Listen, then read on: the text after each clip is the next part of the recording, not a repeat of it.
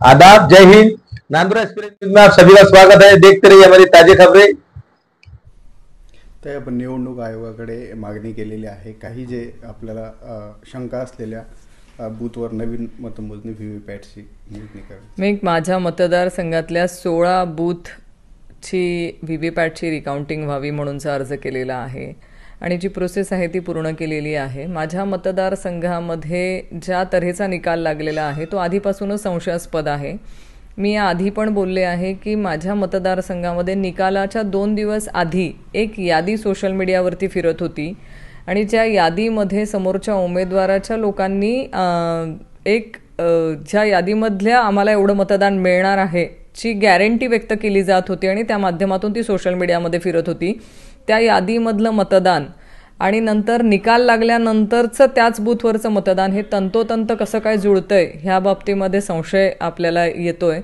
कारण जिथे फक्त 5-10 मतं इकडे तिकडे जर पकडलीत आपण तर प्रत्येक बूथवरती जो त्या लोकांनी अंदाज व्यक्त केलेला तसाच निकाल माझ्या प्रत्येक बूथवरती लागलेला मला बघायला मिळाला आहे। हे संशयास्पद आहे।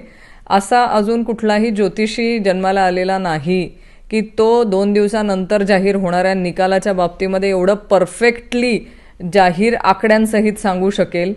जे आकडे सोशल मीडियावरती 2 दिवसांपासून फिरत होते हे सगळं संशय येण्यासारखं आहे। काही गावं अशी आहेत किंवा काही बूथ असे आहेत की त्या बूथवरती समोरच्या उमेदवाराला मतं मिळतील अशी अपेक्षाही नसताना त्या बूथवरती त्यांना जास्त मतं मिळालेली आहेत किंवा काही ठिकाणी माझ्या बरोबरीने मतं मिळालेली आहेत। आणि हा मतदारसंघातला सारासार जर आपण बघितला तर सगळ्याच ठिकाणी माझ्या काही जे वर्षानुवर्ष गेल्या 30 वर्षाचे जो काळ राहिलेला आहे त्या 30 वर्षाच्या माझ्या वडिलांच्याही कारकिर्दीमध्ये ज्या गावांमध्ये आम्ही कधी मायनस राहिलेलो नाही आहे तशाही काही गावांमध्ये आजच्या दिवशी आम्ही मायनस दिसतोय, जे शक्य नाही आहे।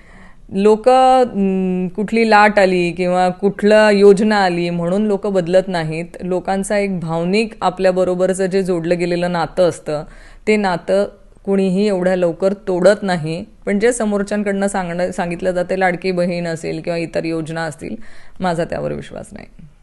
हे सगळा हा जो झालेला प्रकार आहे हा EVMचा मिळवलेला विजय आहे। हा लोकांचा कल नाही तर EVMचा दिलेला कल आहे आणि तो आम्हाला मान्य नाही।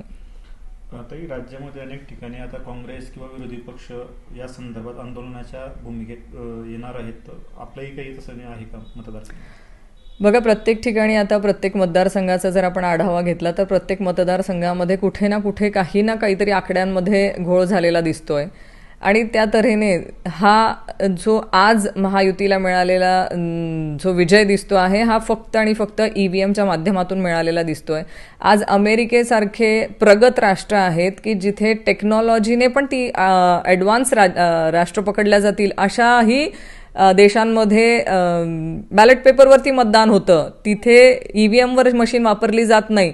पण आपल्याच भारतामध्ये EVM मशीन वापरण्याचा एवढा अट्टहास का केला जातोय?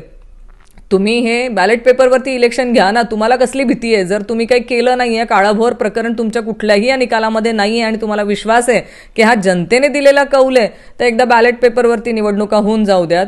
आम्हालाही बघायचं आहे की लोकांचा तुमच्यावर विश्वास आहे की आमच्यावर विश्वास आहे। हा EVMमध्ये केला गेलेला सगळ्यात मोठा भ्रष्टाचार म्हणता येईल किंवा आपण म्हणतो अफरातफर केली गेलेली हा प्रकार आहे। हे नक्की याच्यातनं दिसतंय। नाहीतर केंद्र सरकार त्यांचं आहे, राज्य सरकार त्यांचं आहे। त्यांनी निवडणुका ह्या परत एकदा पेपरवरती बॅलेट पेपरवरती घेऊन दाखवाव्या जसं अमेरिकेसारखे प्रगत राष्ट्र घेत आहेत। याच्यामध्ये कुठली कमी नाही आहे। आपण आज अमेरिकेच्या खूप मागे आहोत। अमेरिका जिथे बॅलेट पेपरवरती निवडणुका घेऊ शकते तर मग आपलाच EVMचा हट्ट का? हा सगळ्या सर्वसामान्य नागरिकांना पडलेला प्रश्न आहे।